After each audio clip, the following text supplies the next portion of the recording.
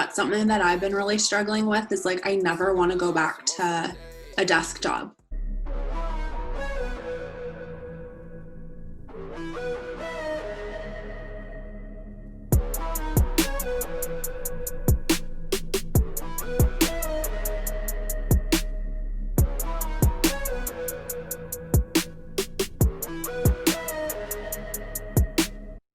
All right, what is going on? Welcome to another episode of Hey Mark. If you listen to the YouTube channel or watching the YouTube channel, if you're listening to the podcast, welcome. If this is your first time listening, you can expect to hear us chat about mental health with different adversities and challenges that you face and overcome. And oftentimes, like today, I like to talk to other people as well about their perspectives on the topics as well. So I find that this kind of helps out with just kind of sharing the energy or the vibe that no matter what you are going through, you are not alone.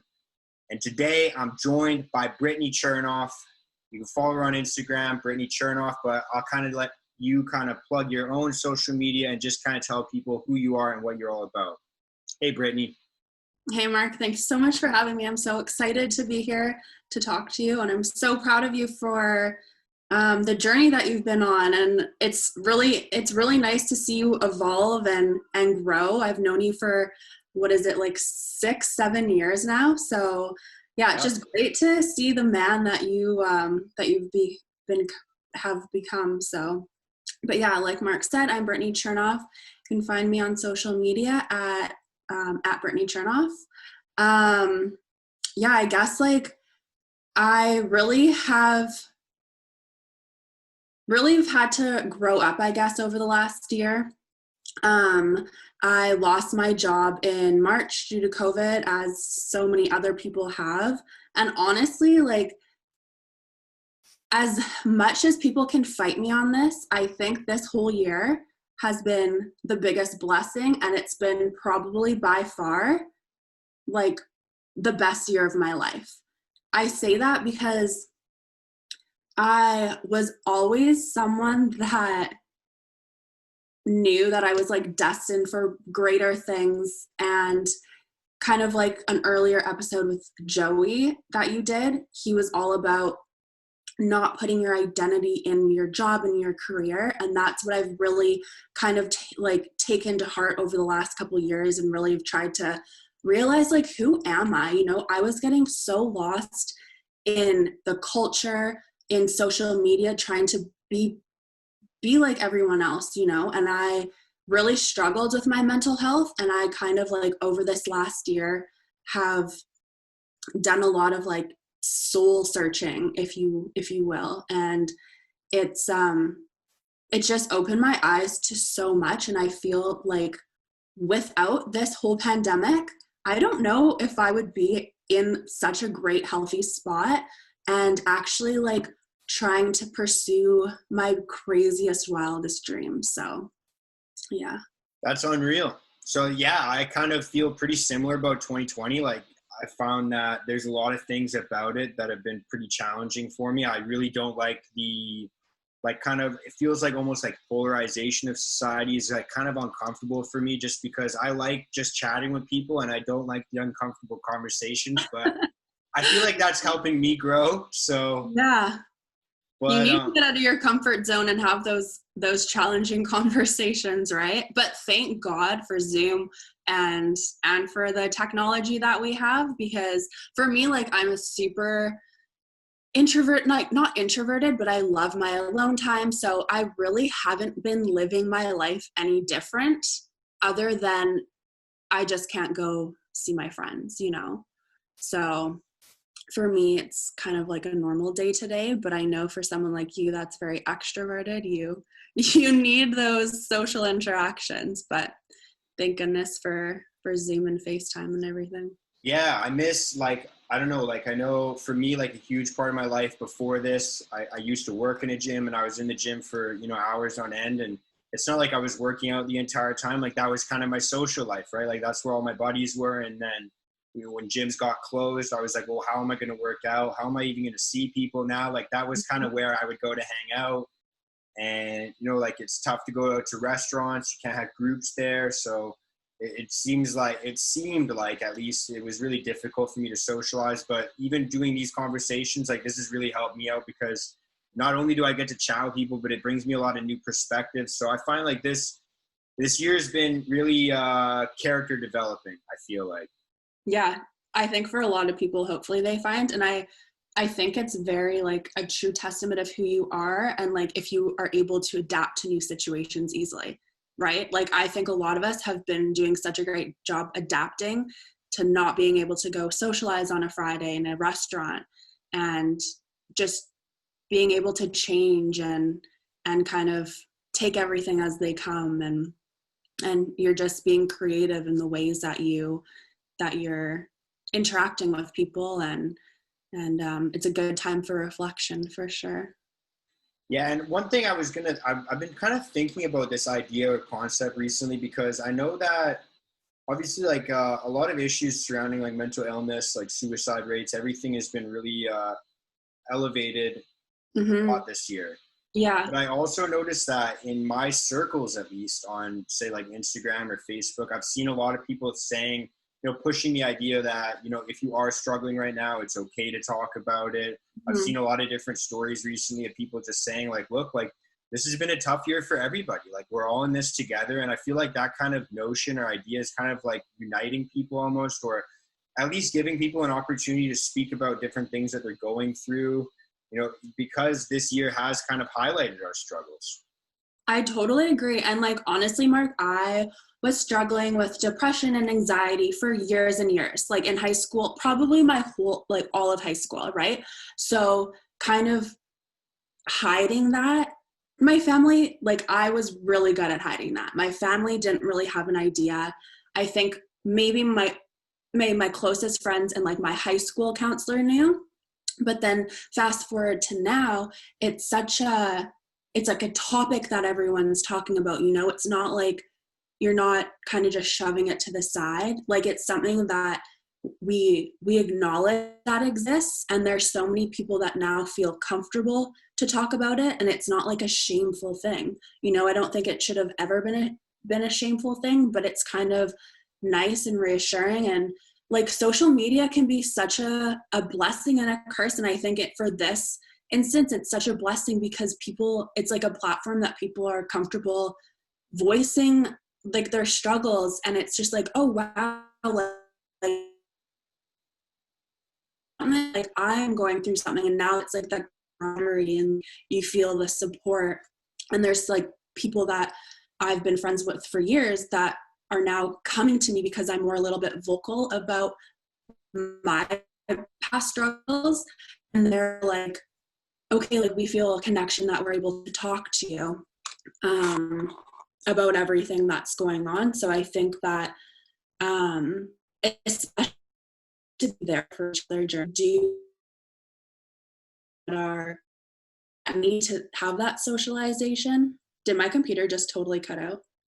You were cutting out a little bit. I don't know if you want to reiterate anything you just said, but basically what I caught out of that was, in the last year or so, you've been able to vocalize yourself a lot more on Instagram or on social media in general. And a lot of people that, you maybe haven't been connected with in the past, in the last couple of years recently, or people that you met in high school have been reaching out to you saying that, hey, I've noticed you've been vocalizing this and we kind of have this connection. Like I've also been feeling something similar, and it's kind of just like allowed you to connect with people that you weren't connected with before, but it's also kind of allowing them to have that voice, like to be able to speak up about it. Exactly. Yeah, exactly. And I think, yeah, we have to be there for each other, and we have to do those check-ins. And I know I've seen it a couple of times on social media. It's like, if people aren't like reaching out to you, why do you need to reach out to them? But I think that's not true. You need to, as much as like someone's not going to reach out to you if they're struggling, like don't say, oh, they're not reaching out to me, like I don't need to check in. Like I think checking in and keep checking in, and like knowing that there's always that support is it's very important. No matter like if you're a woman or a man, like it affects everybody. It's not like defined to one specific demographic at all.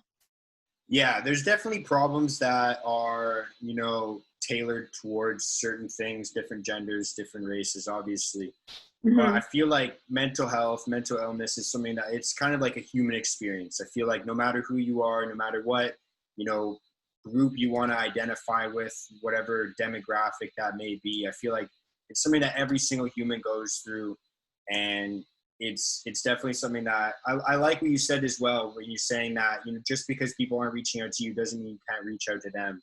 Because I always feel like the people that need the help the most sometimes aren't even able to reach out. Like they just don't really have that yet. Exactly. Or they feel like, I know for me, if I were to ever reach out, I feel like a burden, but just having someone care and not necessarily like nurture, but just like have that empathy and just knowing that someone actually cares, like the biggest thing. So, And I'll actually follow that up as well, because I find that with myself, I don't know, maybe it's like my ego, maybe it's because I'm stubborn or hard headed, but I find that like even when people do reach out, they'll be like, hey, you know what, are you okay? And I'll be like, yeah, I'm good. And then maybe a week later, I'll reach out again and be like, hey, man, I appreciate you reaching out. I'm really not good. Like, that's yeah. kind of, I don't know, like if that's just me. No, I think the ego is like it's like a good thing to say because yeah, like for me, I'm like you, I'm so stubborn, right? And I don't want people to ever think like, oh, I'm not doing okay. But it's like okay to be vulnerable. And it's super important to just like be okay to not be okay and to be vulnerable and to just say like, hey, you know what? Like, yeah, I'm not doing well. Because it comes in waves, like one day you're good or 1 hour you're good, and then like something can happen and it can totally throw your day off, right? So but having those people like checking in with people or having those people that are always constantly checking in with you, being vulnerable it's an important part of life. Yeah, I like that. So let's kind of chat about, like, I wanted to ask you about this because this is something that you and I have talked about before this conversation, but Mm-hmm. I don't know how much detail you want to go into with this, but like kind of talk to me about like what your kind of goal is right now, like what because you were saying earlier that you found that this year you're working towards some sort of greatness. Like talk to me about what that greatness is. Talk to me about like your next kind of goals coming up. Like Yeah, what do you absolutely. got down the pipeline? Okay, so I think that for me, when I manifest things, when I really talk about things, I feel like eventually what's meant for you will come to you. Like I've really, from a young age, dreamt of crazy, wild things that I always wanted to pursue, but I was always looking for other people's opinions and advice on those dreams. And I think it was about 2018 or 2019, I really realized I was like, the corporate life, the 9 to 5 is not for me. I would rather work for myself and work 24 hours a day than work for someone else and build their dreams and allow them to take those vacations whenever. Like, I don't want to be stuck in a salary position just capping out at that, like with like maybe an extra bonus at Christmas. I don't want to just have those 3 weeks vacation. Like, I really need to build a life that I'm able to work from literally any coffee shop in every corner of the world. And so um, I didn't necessarily pursue it in like 2018, but it was just something that was like really strong on my mind that year. And um, like fast forward to last year, I had a couple experiences that were like a little traumatic, a little bit of like a wake up call, to say the least. And it kind of like really set me back. But I was like, life is literally too short to stay in. Loved my job when I was working corporate, but I just knew that it wasn't my end goal. But I didn't really know the steps to get to like take the next level. I always knew that I wanted to be a mentor. I knew that I wanted to like teach in some capacity. So when I got let go of my job, and like, mind you, I was always that person to tell my coworkers, like, don't put your life into this company. Don't put your life into this company. We can be let go tomorrow.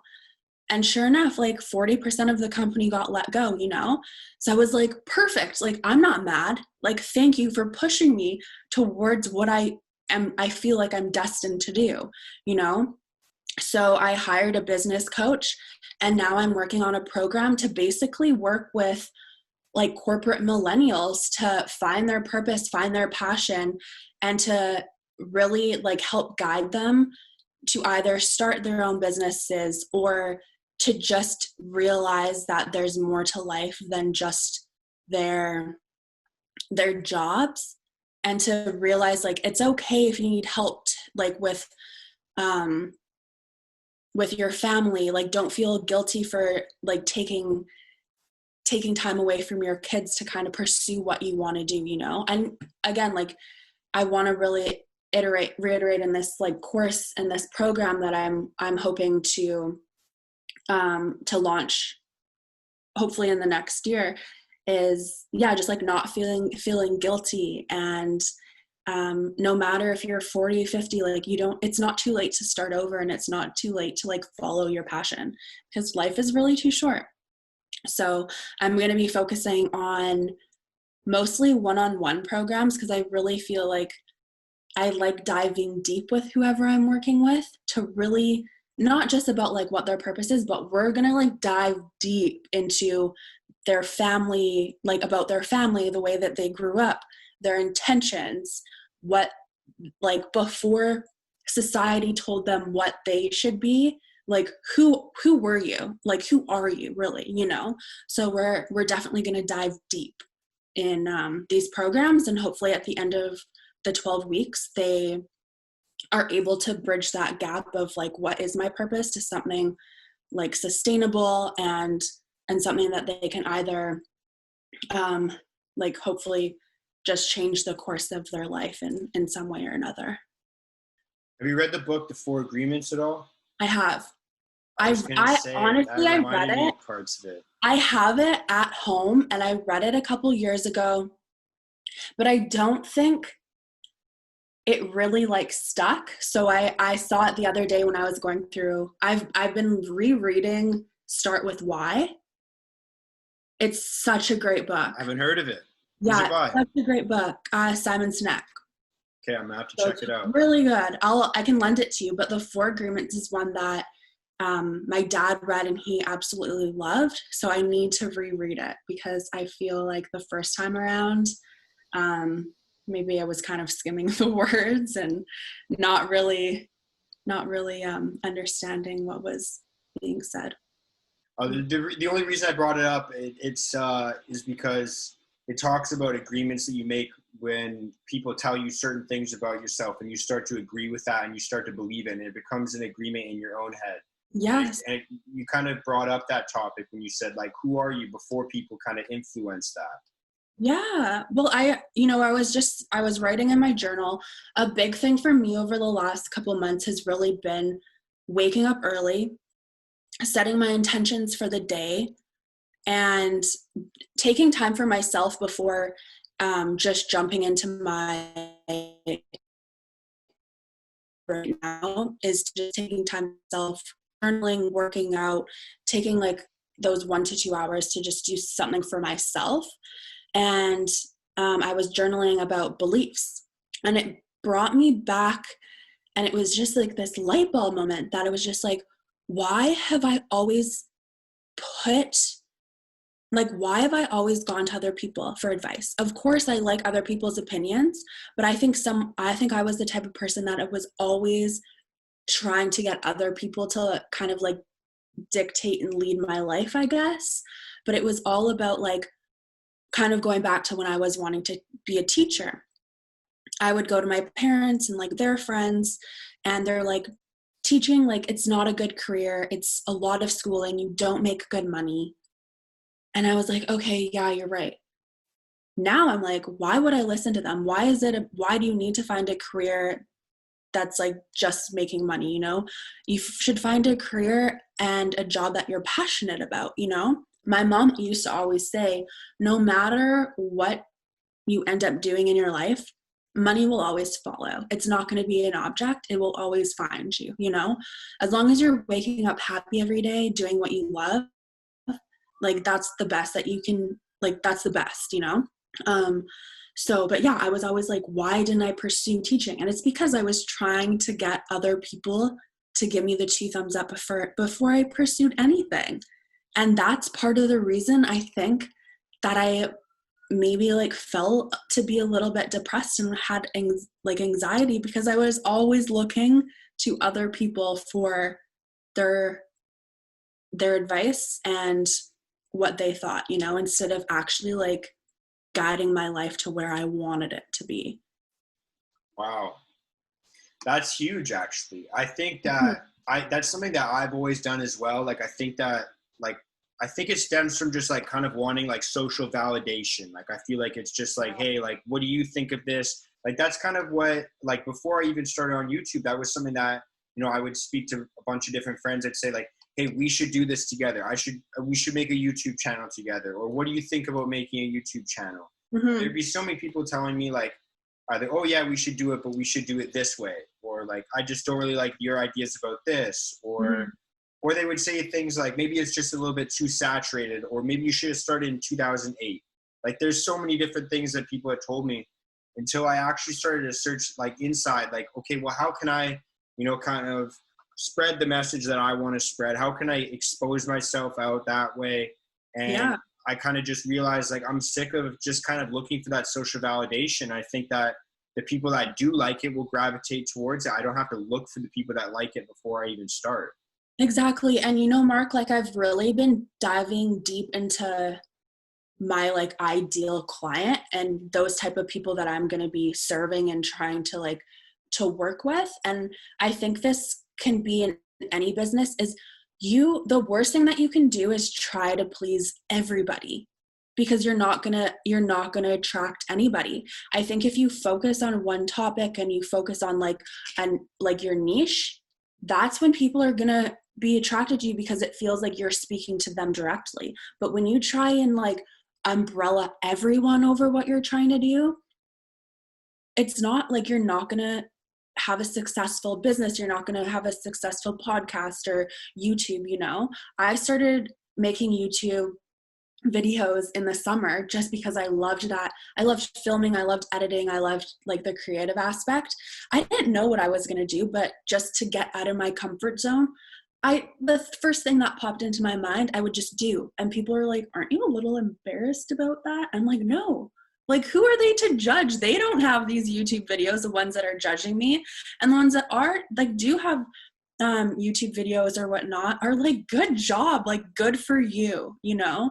So, but I think that, like, again, like, no, like, there's not gonna be, you're not gonna please everybody. And that's, I think, the biggest thing when you start anything.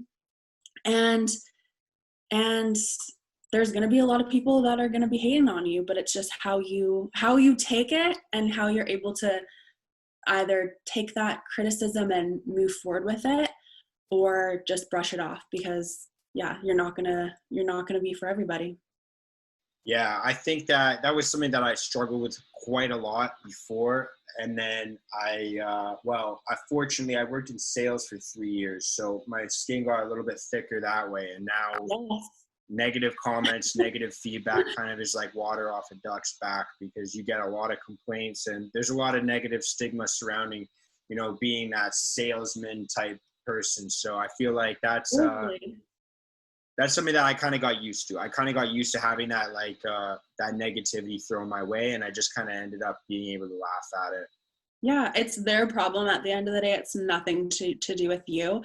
But I think going back to like the sales, don't you think, because we worked in a restaurant together, don't you think just working in a restaurant is, like, looking back, was the best thing that I could have done? I think everyone needs to have a restaurant job or a sales job to really appreciate those people. And you just learn how the world works, how different people are. It's important to like be able to communicate with all the different types of people out there. And it just teaches you just that, the communication. And it teaches you that, like, people are like, some people just like to complain, and and will tear anything apart, So, yeah. Yeah, I had kind of two different rounds of working in restaurants. The first time was with you at the restaurant, and then I had a similar experience as to what you described. I ended up working in sales. I worked in gym sales for 3 years. And then I had this experience where I was like, hey, look, I'm working like 60, 70-hour weeks in sales. I kind of have like a very addictive personality. And I was like, oh, if I, stay longer, if I make more phone calls, if I have more appointments, and if I have more presentations, I have a higher chance of getting more sales and I'll make more money. And that was like, it was almost like running up a high score in a video game. I was like, how much commission can I rack up here? Like that was kind of where I was going with it. Yeah. And I was thinking to myself, I'm working 60, 70, sometimes 80-hour weeks. And, sometimes I got compensated well for it if I did well, but sometimes I didn't. And I was like, maybe I could try and run like a business or a company by myself. And so I left the company and I tried running like online businesses for probably 6 months, and I didn't make any money. I actually lost quite a bit of money, and it was really humbling. Luckily at the time I was living with my parents, so it was really nice because I was able to survive and continue to pay my phone bill and etc. But it was very humbling because then I had to go back and work at a restaurant again. And that was kind of in my head. I was thinking, I can work the evenings. I'm a morning day person anyways, so I can try and run my businesses in the daytime in the morning. And then in the evenings, I'll just go to the restaurant, make as much money as I possibly can. And the second time I worked in a restaurant, I was kind of thinking to myself, I got to make as much money as possible, as fast as possible, because I'm literally like my wallet's bleeding trying to run businesses. Yeah. So I went in every single day and I was like, I'm just going to try and be the literal, like the happiest, most positive person I possibly can in this restaurant. And I want people, like the customers, to just be stunned by it. Like I want them to absolutely just be stunned by it. And, I found that the more I would laugh and smile, and in the very beginning, it was almost like it wasn't like a facade, because I am kind of just like a happy-go-lucky guy naturally. But it was like a little bit, I cranked it up for sure. And I can only imagine. Yeah. You've worked with me. You kind of know how I am. Like, I'm just like a high energy guy as is, but I definitely cranked it up to 11. And the more I did it, the more natural it became. And it actually, like, it stuck with me. I'm like just literally more high energy now. Like I can't turn it off at this point. Sometimes I definitely simmer down, but like it just kind of stuck with me. And I like what you said. I think that everyone should have to work in a restaurant. I think that everyone should have to work like in a sales position or in a restaurant position or even a customer service position. Anywhere in customer service, because I just feel like at that point, when you get kind of negativity all the time and you can start to tailor yourself towards it and be able to kind of filter that out of your system quickly, then that, I feel like it's just such a beneficial experience. Absolutely. It shapes who you are for sure. And it makes you appreciate those people now in those positions. Right. So you treat them for the most part with respect. Yeah. So there was two things I wanted to ask you about now. The first one we kind of were talking about before I started recording. The second one you kind of brought up organically. And now I kind of want to ask you about both of them. Okay. I'll start with the first one. And that's like waking up early in the morning. That's something that I do. To answer your question from before we even started recording, I've always just kind of done it naturally. I like ever since I was a little kid, like 4 or 5 years old, 6 years old, whenever kids start watching cartoons, Saturday morning, I was up at 5 o'clock. I'm like, Dad, when do the cartoons start? Like, I need to watch them. Like, Your parents loved you for sure. Oh yeah, they would go ballistic. My dad told me stories about like he would be putting presents under the Christmas tree on Christmas Eve until like 11 o'clock midnight. And I would wake him up at like 4 o'clock in the morning. I'm like, Dad, it's Christmas. Let's go. There's presents under the tree. For sure. So yeah, like I've always woken up naturally. I think as like in my late teens, like maybe like the first couple years of my 20s, I did lose it quite a bit because I was working in restaurants, getting home at like 1, 2, 3 o'clock in the morning sometimes. or just being kind of a little bit of a delinquent, going out and partying. It was something that I just like a phase I went through. So Your I did past kind of, life sort of stuff. yeah, living my best life. But I ended up kind of losing it for a little bit. I was waking up at like 9 o'clock, 10 o'clock, which seems to be kind of the social norm or the standard. And now I've dialed it back, just kind of, I wake up pretty early. I'm like usually between 4 and 5, and that seems to work for me. That's But awesome. like, talk to me about like why, like, have you always woken up early? Is that something that you had to make an effort towards? Like, is that like, Yeah, why are you waking up early?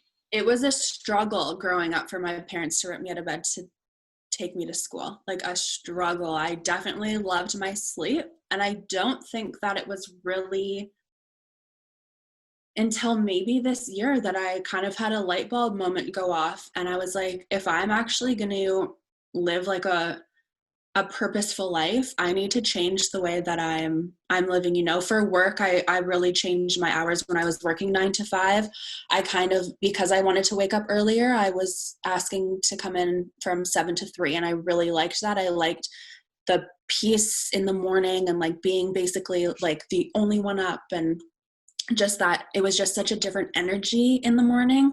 And then at the beginning of quarantine, I found myself waking up at 11, and I was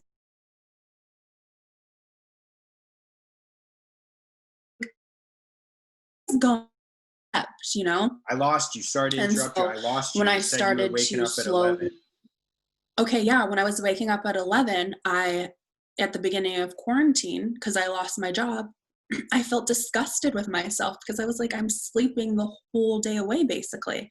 So I kind of made the conscious effort of slowly waking up at like between 5 and 6, even though I didn't have a job to go to, but I would wake up, have that time to pray, meditate, journal. Then I would go to the gym, get my hour workout done, and then come back. And like, it was 8 o'clock, you know? And I'm like, wow, like feel like I've accomplished so much. And I felt such energy, and I just felt like I was winning. And the feeling that you get, when you wake up, and it's either still dark out or the sun is coming up, that gives me such strength and and motivation. You know, when you're basically, it feels like you're the only one awake in the city or wherever, you know, and there's just something so peaceful about the start of the day that I really like. And I just feel like you have a whole, like if you crush out a couple hours just like to by yourself, and it just gives you such motivation and drive to kind of like continue your day, and you feel like, I feel so much more energized. So that's why I try to wake up anywhere between 5 and 6. Even like on weekends, I'll try and do the same, just to keep the same momentum. So like for someone that, you know, I've had a couple people message me and they're like, how do you do it? How do you do it? And I like, unfortunately, I just have to tell them like, you know, it kind of is natural for me. I mean, there's definitely an effort that I put into it sometimes, but I'm just kind of like that. Fortunately for me, if I like naturally woke up later, it'd be more of a struggle, but I, I don't always have the best advice, because when people ask me, well, how can I start waking up earlier? I just tell them, just set an early alarm and wake up when it goes off. Like, I don't know what to tell you. Like, that's just all there is to it. And then the only other advice I could give you is just be diligent about when you go to bed. Turn your phone off. Yes. Don't look at a screen. Make it pitch black. Like, that's pretty much like the best like advice I can give you. I wish I could give you more, but I just naturally kind of do it. Like, there's not like a lot of effort into it. It's like, I don't know. It's like asking a really muscular, I don't know.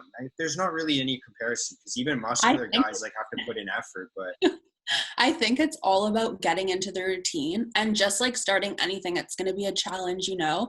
For me, the biggest thing was having plans and having a schedule. So I would, even if I didn't work or whatever, I would have a schedule. Okay, 5 o'clock, I'm going to wake up. By 5:15, I'm going to have showered and gone to my kitchen table to journal, to pray, to meditate, to do whatever, and then I'll be at the gym by 6 o'clock. You know, I want to be in there before people come in, because I don't like busy gyms. And so that was motivation for me. So having a schedule, having something to do by certain times in the morning is also a good way. But I am so thankful for the do not disturb mode on iPhones, because my phone, some nights, whether it's family group chats or just alerts with my social media, they'll like be going all night. So I'm so thankful for do not disturb. Yeah, smack on that do not disturb, or just turn your airplane mode on, or turn your phone off altogether. I know, like, some people, Yeah. I've read in books that, certain people, they don't even bring their phone in their bedroom. Like, their bedroom is a no phone zone. Like, that's kind of like, man, it's like, it's not somebody that needs to go to bed with you. I don't think that it should be in the bedroom with, no. I wish I could say that, but I do Yeah. definitely bring my phone in my bedroom. I do too, because it's my alarm, but one day I'll have that rule too. Yeah. So the other thing, I like that advice that you gave about like having commitments to do, having a plan, having a schedule. I also feel like there's something about when you set a commitment like that, like, hey, I'm going to wake up at X time, and by X time I'll journal, and then I'm going to have maybe a breakfast, or maybe you work out fasted, and then by X time I'm going to go to the gym. Mm-hmm. And then I think that there's something behind, setting a goal or a commitment like that, and then having the discipline to follow through with it. I think that actually builds quite a lot of self-confidence. And I feel like discipline's a snowball effect. Like, I feel like that's something, like, the more often you do it, the more you'll be able to make follow through with your commitments. So I really like that, what you said there. And the other thing I was going to ask you about is journaling. Mm-hmm. Is that something you've always done? Is that something that was difficult for you to start? Like, talk to me about that. So I definitely journaled when I was younger. I have like diaries that they're hilarious to read back now. Just like, oh, I really like this boy, like those dumb things that every young teenage girl would write about. So it's hilarious to read back. And then, of course, I was that travel journaler. So I would journal every single day on a trip. But it's something that I've gotten into because it's great if I'm having a rough day, or it's something that I don't necessarily want to go to someone, or if it's something that just like, it's just in my heart to kind of just like put on paper and get out there, whether it's something I'm dealing with or goals that I have for myself. And it's nice to read back and reflect, because sometimes you really forget about the things that you're going through, whether big or small, or the encounters that you have with people. Like life goes by super quick, so it's interesting to go back and reflect to see how you've grown as a person, or what you can remind yourself of. So it's something that I've tried to stick with for at least like the last 10-11 months. But like, naturally you kind of like gravitated towards that at a young age? Yeah, I think here and there I would journal for sure, but more so like on a daily basis just this past year. That's cool. See, like, I feel like we're opposite that way. Like, naturally I wake up early, but I really had to put effort into, having a journal, keeping a journal, writing in it. It was not something I naturally did. And I don't like writing. It makes me uncomfortable. I hate reading. I hate writing. And those are kind of things that I force myself to do now. And it's been pretty difficult to build those habits for sure. But waking up early was something that naturally came to me. And with journaling, I realized how much I'm on the computer or texting, and I don't really necessarily need to pick up a pen many times in my day. My penmanship is, let's just say. So it's funny to see, but yeah, it's nice that you can just journal and get all your thoughts down on paper. You're gonna thank yourself one day. It's funny you mention your penmanship, because even though I've been journaling like pretty frequently now, penmanship has always been something I've struggled with. Like, I've had, teachers in elementary school be like, did you even try? Like, is this like an effort? And I'm like crushed as a kid, because I've always made the joke that even my dad at work, when I write things down, I work for my dad, and when Mhm. I write things down at work, he's like, "What does this even say?" And I always joke with him. I'm like, "Man, I don't know what to tell you. I should have been a doctor, but I'm way too dumb. Like, I don't know what to say." Like, it's just like, Mark. yeah, I'm not good at, my penmanship is terrible. It's basically It's chicken okay. scratches. But I feel like it's good enough for me to remember whatever. Like, even reading back sometimes, I'm like, what does that even say? There's so many times where I'm like, man, that's ridiculous. But you know what? You would never need to lock it up because I'm sure 99% of people wouldn't be able to decipher it other than you. So that might be a good thing, you know? You got to look at It's the positives with that. it's written in code. That's right. It's written in code. So, Hmm. what was I gonna say? Another cool thing that I've noticed about you is you spend a lot of time with your family. Like it seems like you were saying on your Instagram story the other day. I think you said every weekend you visit with your family.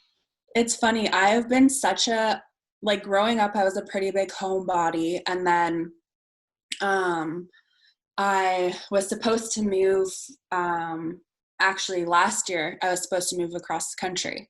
And long story short, I didn't, but my mom the whole time when I was planning on it was like, like, aren't you going to miss me? And I'm like, no, mom, like we have FaceTime or whatever. But I like really realized like, yeah, I would probably miss them for sure. You know, like I'm sure a lot of people when they move, they miss their family, but I'm so close with them. Like I'm here this weekend, even though I may not supposed like to have left Vancouver, but it's fine.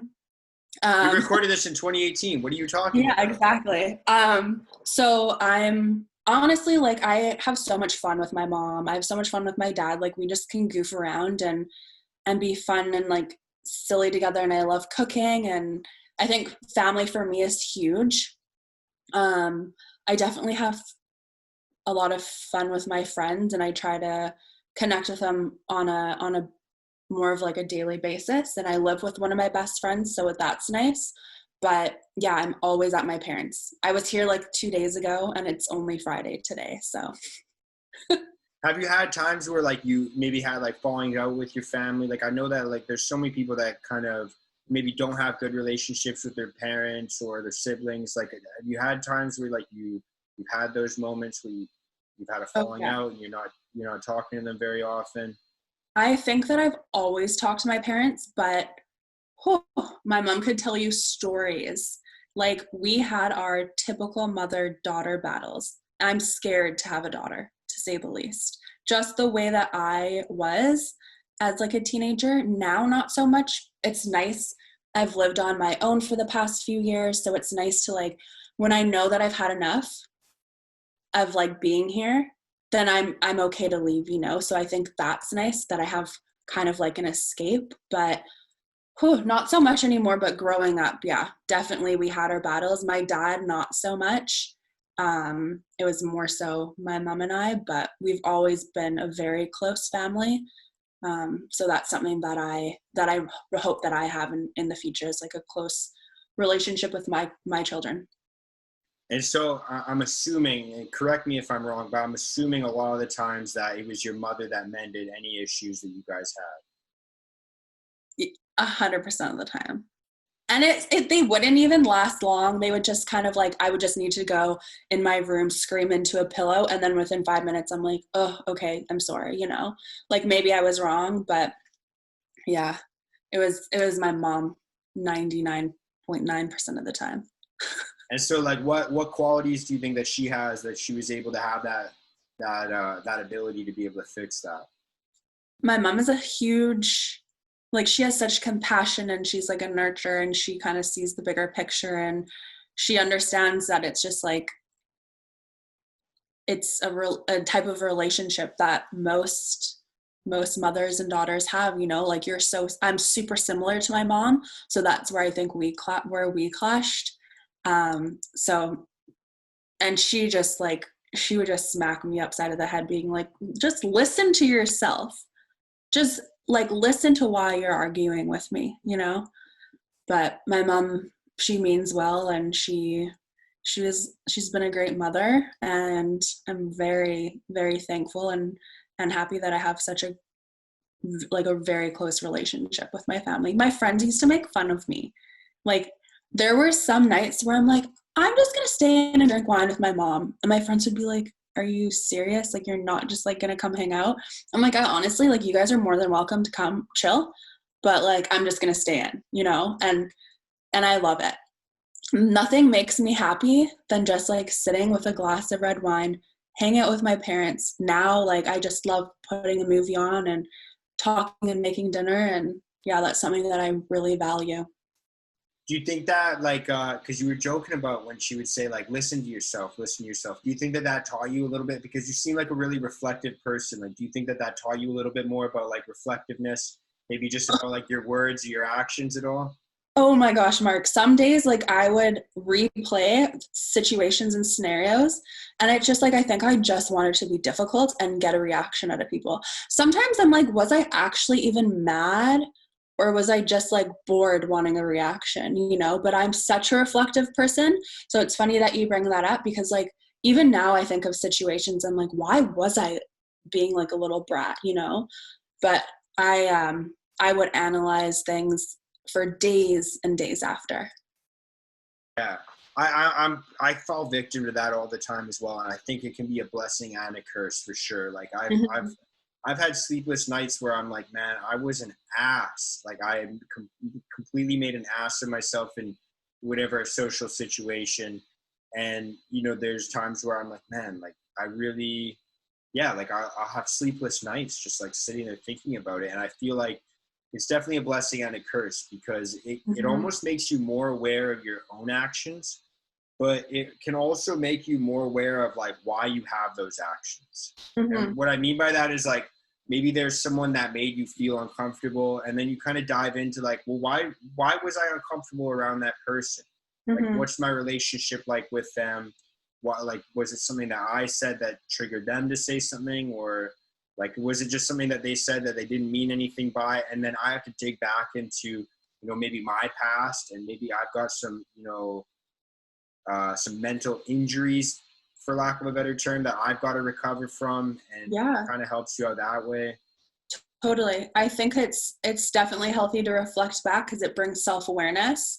And like you said, like self-injury is like the trauma, like triggers, you know, something it might be someone saying something that triggers you for you to like lash out at them, but it's really nothing, it has nothing to do with them. It's something that you need to like address and figure out why you did that. And so I think that's right. Like having that self-realization and being able to reflect and kind of move forward and like, okay, how can I communicate better? Or how do I have those vulnerable conversations and those real conversations, whether it's like with parents or friends, if they've done anything, to just let them know like, hey, you know, whether it's like a boundary thing or just kind of digging deep into like why you may have had those falling outs or whatever. Yeah, I really like that. I really like that.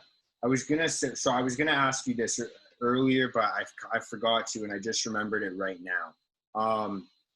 It was really cool when you were talking about you were motivated to get a business coach, and then you were also talking about, you know, people that, well, because I kind of brought it up about people that aren't able to reach out, and you were also saying that, you know, just because someone doesn't reach out doesn't mean you shouldn't reach out to them. We've kind of talked about reaching out to people a lot.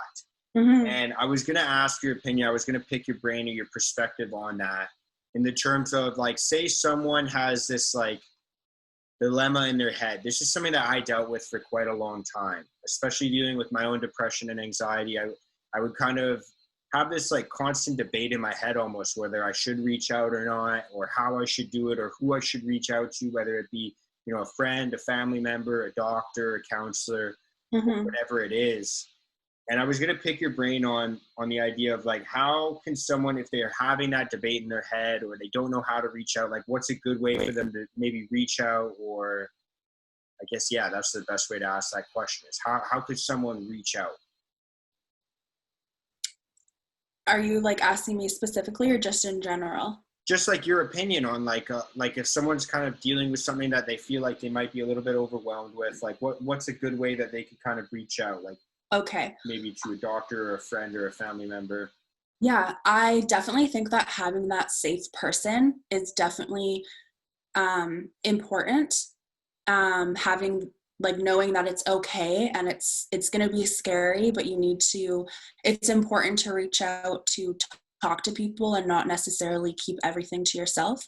You just need to have that courage and know that it's going to be scary, but having that one safe person to be able to like check in with or let them know how you're feeling is important. You don't need to have multiple people, but just knowing that there's always someone that's going to be listening. And I've worked really closely with Kids Help Phone, and I'm so thankful that they have a texting service, so you don't even necessarily need to like pick up the phone or like go to people that you know. There's literally a service for young adults and children, and even like sometimes adults will reach out, so it's nice to have in that moment of like, I don't know who to reach out to, like I don't want to feel like a burden. Just having those type of services that are available. I wish the texting service was available for when I was in high school. I really do. So it's nice to have that option, but it's definitely super scary. Like I really wish that I had the courage to speak out more when I was dealing with some stuff that I was doing.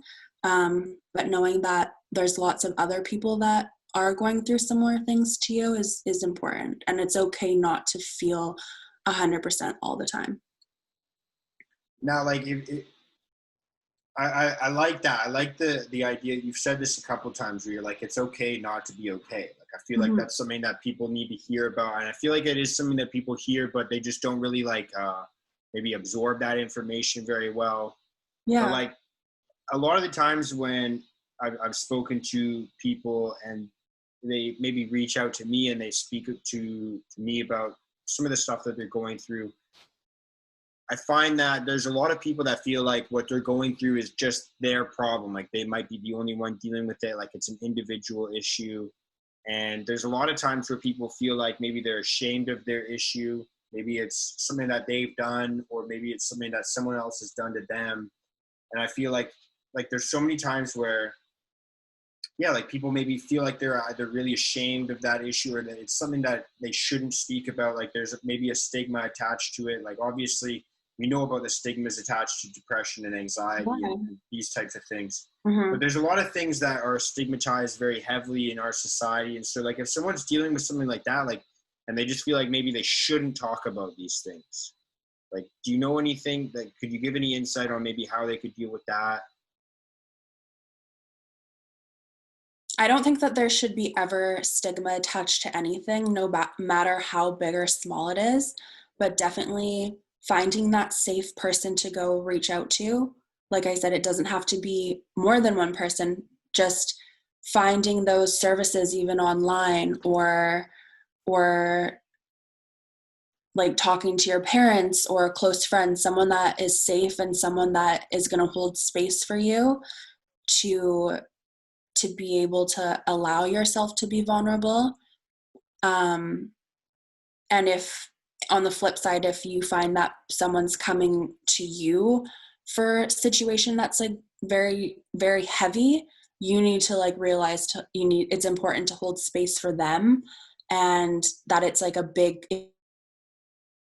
huge step, so you need to just be there to listen and not have judgment. I like that.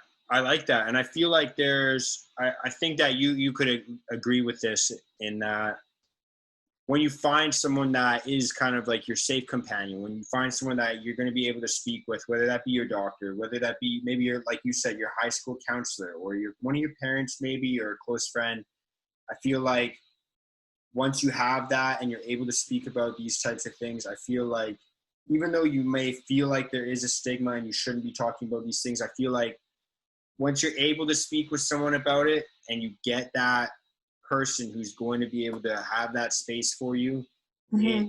it makes it feel like, not that you're a burden on them, but it makes it feel like you're not alone in it. Like it feels like Absolutely.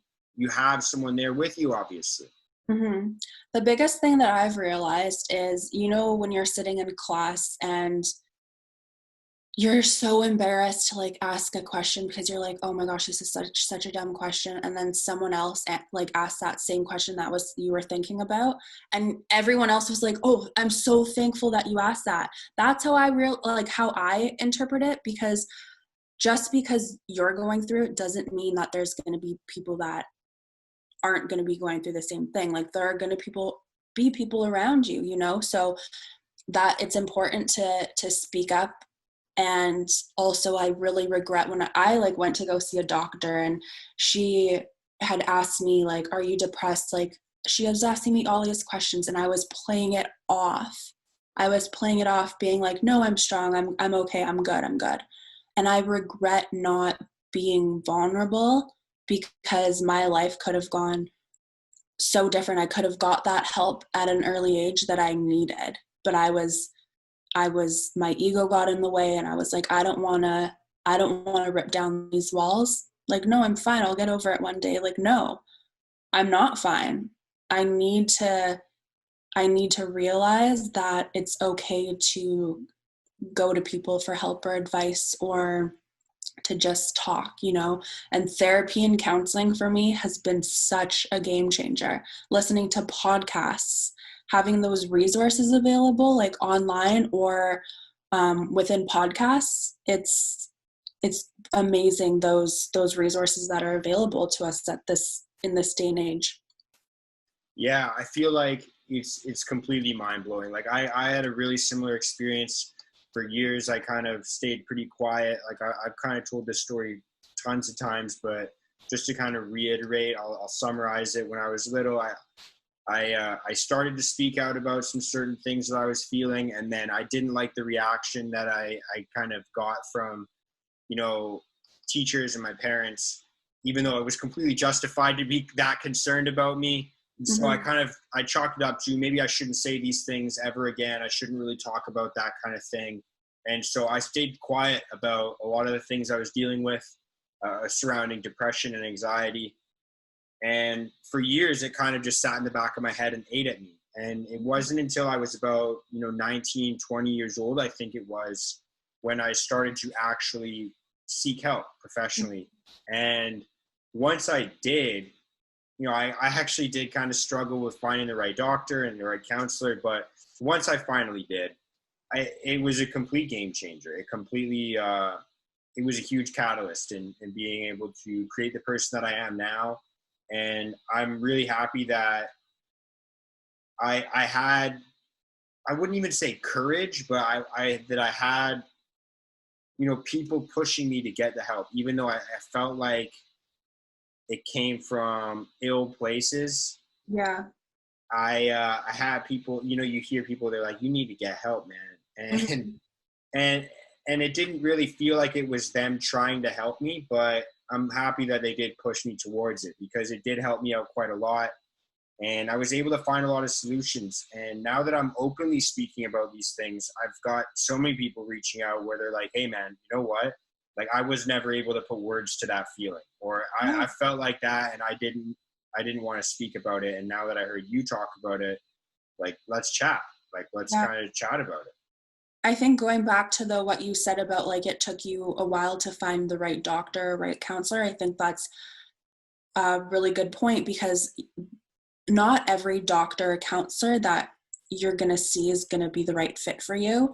So just if you go to see someone, it's like you don't get the good vibes that you're looking for, it's okay. Like it's not necessarily like that's like not the end of your journey. It's okay to find someone else that you mesh with and that understands you. But that was like a good point of it's like a good start, but it's important to find those right people that like can support you and that you feel comfortable with. Because I was like that too. I went to go see someone and I kept going back and back, and I was like, it just doesn't feel right. But I would continue like, oh, I need this, until I found someone else. And I was like, why didn't I go find a different counselor earlier, you know, but I thought that in my mind at that time, they were all the same. But counselors are like teachers. They have different styles of how they communicate. I love that you said that, because I was literally about to say that. It's exactly like having a teacher that like really connects with you and is really cool. Like, Yeah. I always think back to like I was like a very disruptive kid in elementary school. I'm like really ADHD. I was speaking out all the time, trying to be a class clown. Like that's kind of how I dealt with my issues.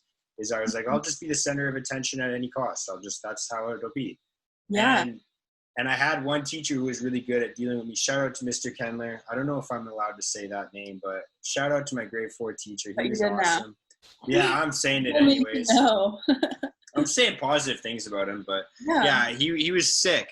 And I always think about him. I always remember him and how he dealt with me. And then I relate that to finding the right doctor as well. It's like, how many teachers have you had? How many doctors have you had? And, sometimes it just takes, one person to make an imprint on you. And then that could be what changes your life. Exactly. Those people that are patient with you, that are like, for me, I needed like more of like the nurturer. But yeah, like I had so many teachers just dismiss me in school. And then in grade 7, grade 7 was like a rough year, but my teacher, like I would just never do homework. I was getting detentions every single day. And I loved my high school or my grade 7 teacher. He was like a gem. He was like probably the best teacher that I had, but he was giving me those detentions, and he was like a father figure, but he laid down the law one day and was like, I'm not doing this to punish you because you're not doing your school. I'm doing this to teach you a lesson. And that lesson, literally, I remember it to this day. It was to be like, to just hold yourself to a higher standard. And if you need to ask help for homework, ask the help. If you need to like if you need to like go over subjects that we're teaching, just ask. But yeah, I had a lot of teachers in my day that really have made an impact in my life, for sure. That's sick. That's unreal. That's really funny actually that we had similar experiences like that. That's really funny. I'm gonna be 100% honest with you. It's getting a little bit late for me. I'm gonna start buckling down and getting ready for bed. But before I let you go, I do my own intros, but I don't do my own outros. I'm gonna be 100% honest with you. I'm lazy that way. So what I'm going to end up doing is saying thank you to everybody right now. I'm going to say thank you so much for joining us. And I'm assuming that this probably won't be the only time that Brittany and I talk in this way and on this platform. But Brittany, I'm going to let you do the outro. Tell people where they can find you one more time. Tell people, I guess, what they can expect from you in the future as well. But the one requirement I have for the conversation that we just had is you have to leave people with one more message of positivity, of motivation, inspiration, whatever you choose, but just bless people with some positivity. Okay, well, it was such a pleasure to talk to you, Mark. Again, you can find me on Instagram at Brittany Chernoff. You can find me in the future with my own podcast that I'll be launching in the new year. And what I want everyone to remember is if your goals are too small, dream bigger, manifest them, because crazy things can happen. You never know what's going to come your way if you think about a dream and you just take those actions to get there, because whatever is meant for you will find you. Beautiful. I couldn't have said it any better myself. Thank you so much for listening to this, for watching this, and thank you so much, Brittany, for joining me today. I loved this conversation. Actually, speaking about the things that we just spoke about made me feel like I'm not alone with a lot of the things that I felt growing up. Like, that was really cool that we connected, and I learned a lot about you, even though I've known you for years. I learned a lot about you today, so that's really cool as well. It kind of speaks wonders about having these conversations with people that you haven't had these conversations with before can really teach you a lot about them, but can really teach you a lot about yourself as well. So thank you so much for joining me. That's really all I got. Thank you so much. Say peace out to everybody. Peace out. Good night. Good morning, I guess, if you're listening to this in the morning. Good morning, good afternoon, but it's nighttime for us. So good night.